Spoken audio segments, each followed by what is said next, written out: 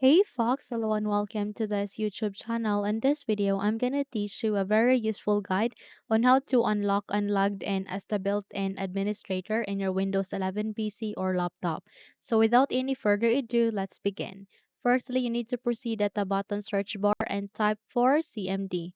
Once you've typed it, wait until a best match should appear in this window before we proceed. And once you have seen a command prompt system, you need to proceed at the right side of that, okay?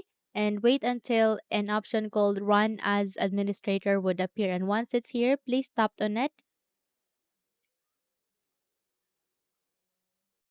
Here, if your user account control would ask you to say yes, proceed with yes so that you can give permission on running the command prompt system as administrator.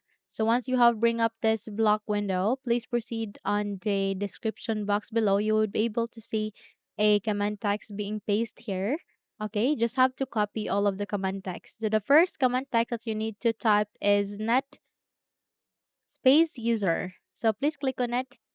And the moment you do that, it will show you your your user account. Here you need to type for a second command, which is net user space administrator space forward slash active colon yes.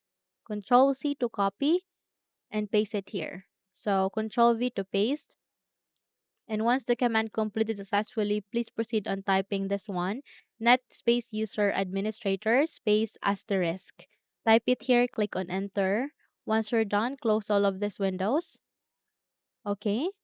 And please proceed to the start icon. Click on it.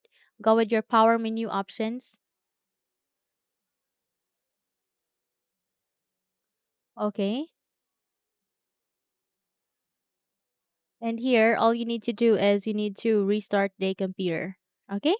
Now, once you have restarted it, there you have that. You can now log in as the built-in administrator.